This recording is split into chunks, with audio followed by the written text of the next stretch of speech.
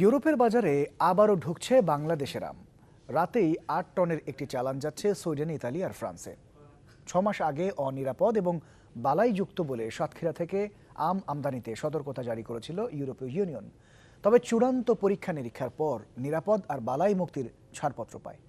সাতক্ষীরার রপ্তানিমুখী আমবাগান ঘুরে রিপোর্ট করছেন ফয়জুল সিদ্দিকী, ক্যামেরায় ছিলেন খান আল মামুন। নিরাপদ এবং বালাইমুক্ত বাংলাদেশের আম, এমন ঘোষণা দিয়ে এবছর বিদেশ বিভুঁইয়ে যাচ্ছে সাতক্ষীরার আম। ইউরোপ যে ১,০০০ টন আম কিনবে বাংলাদেশ থেকে, তার ২০০ টনের যোগান দিবে সাতক্ষীরার সফল প্রকল্পের কৃষকরা। এ প্রকল্পের আওতায় উত্তম কৃষি চর্চার মাধ্যমে বালাইমুক্ত ও নিরাপদ আম উৎপাদন করছেন তারা। কীটনাশক থাকলে তো বিদেশের আম নেবে না। আমরা আমাদের ট্রেন্ডিংয়ে পাইছি, যার কারণে আমরা ২ মাস আগে স্প্রে বন্ধ করে দিয়েছি। বেশি মূল্য পাওয়ার জন্য আমি তাদের সঙ্গে কমিটমেন্টটা হয়েছে। অথচ এবছর ইউরোপের বাজারে আম রপ্তানি নিয়েছিল অনিশ্চয়তা। মাছি আর ছত্রাকনাশকের উপস্থিতির কারণে গেল ডিসেম্বরে বাংলাদেশ থেকে আম আমদানি না করার প্রক্রিয়া শুরু করেছিল ইউরোপ। এরই পরিপ্রেক্ষিতে আম রপ্তানির জাতীয় কর্মপরিকল্পনা হাতে নেয় সরকার, যেখানে সহায়তা করে সলিডারিডাড। এবছর আমরা কন্ট্রাক্ট ফার্মিংয়ের মাধ্যমে 15টা জেলা আর 52টা উপজেলায় যে আম উৎপাদন করেছি, তা ইউরোপীয় ইউনিয়ন সহ বিদেশে রপ্তানি করার মতো সকল সক্ষমতা এবং যোগ্যতা ছিল।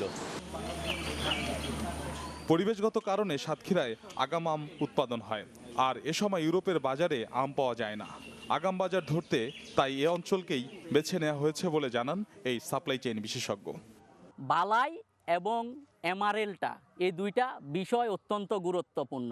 জুডিশিয়াল ইউজেস অফ পেস্টিসাইড এটা একটা বিশাল ইস্যু, কারণ এটার উপর ডিপেন্ড করে এমআরএল কি আসবে।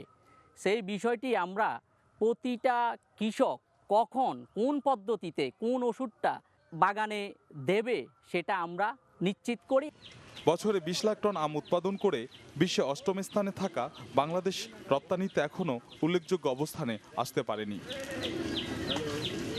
অনিরাপদ এবং রোগবালাইযুক্ত এমন দোহাই দিয়ে বাংলাদেশের কৃষিজ পণ্যের রপ্তানি যখন একের পর এক বন্ধ হয়ে যাচ্ছে, তখন সাতক্ষীরার এই আম অন্ধের যষ্টি হিসাবে দেখা দিয়েছে।